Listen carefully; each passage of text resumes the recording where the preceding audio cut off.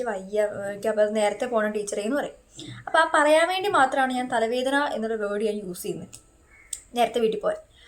അപ്പോൾ അങ്ങനെ 5ാം ക്ലാസ്സിൽ പഠിക്കുന്ന സമയത്ത് എനിക്ക് കണ്ണ് കാണാൻ പാടില്ലാതായി. കണ്ണ് കാണില്ലാന്ന് വെച്ച് കഴിഞ്ഞാൽ ഭയങ്കര ബ്ലററാണ്.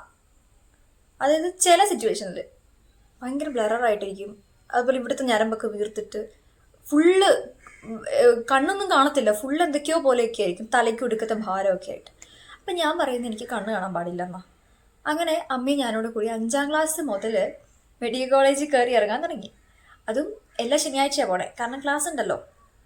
അപ്പോൾ ശനിയാഴ്ച ചെല്ലും. അവിടെ ചെല്ലുമ്പോൾ അവർ കണ്ണ് വികസിപ്പിക്കാൻ വേണ്ടിയിട്ടൊരു തുള്ളിമരുന്ന് ഒഴിക്കും. ഭയങ്കര നീറ്റലാണ്. ആ നീറ്റിൽ നമ്മുടെ കയ്യും പിടിച്ചിങ്ങനെ ഇരിക്കും.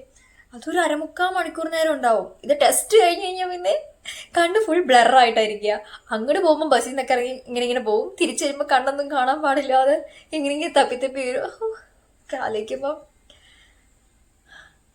അങ്ങനെയൊക്കെ വന്നുകൊണ്ടിരുന്നേ. അമ്മയും ഉണ്ട് കൂടെ. അങ്ങനെ പിന്നെ ഈ മെഡിക്കൽ കോളേജിൽ കയറി ഇറങ്ങി കുറേ നടന്നിട്ട് എൻ്റെ കണ്ണിന് തീരുമാനമൊന്നും ആയില്ല. അവർ എല്ലാ ആഴ്ചയും പറയും ഇങ്ങനെ കണ്ണ് ടെസ്റ്റ് ചെയ്തു, കണ്ണിന് കുഴപ്പമൊന്നും ഇല്ലല്ലോ എന്ന് പറയും. പിന്നെ അടുത്ത ആഴ്ച പിന്നെ നമ്മൾ കണ്ണ് കാണാൻ പാടില്ല എന്ന് പറഞ്ഞ് ചെല്ലും. പിന്നെ അവർ ടെസ്റ്റ് ചെയ്യും. പിന്നെ ഈ ഗ്ലാസ്സൊക്കെ മാറ്റിയിട്ടിട്ട് ഇവിടെ ABCD ഒക്കെ എഴുതിയിട്ടുണ്ട്, അത് വായിക്കാനൊക്കെ പറയും. അപ്പോഴൊന്നും എനിക്ക് ഒരു കുഴപ്പമില്ല. പിന്നെ മെഡിക്കൽ കോളേജിൽ നിന്ന് അവരെന്നെ എഴുതി തള്ളി, ഇങ്ങോട്ട് വരണ്ട, കണ്ണിന് കുഴപ്പമൊന്നുമില്ല എന്ന് പറഞ്ഞിട്ട്.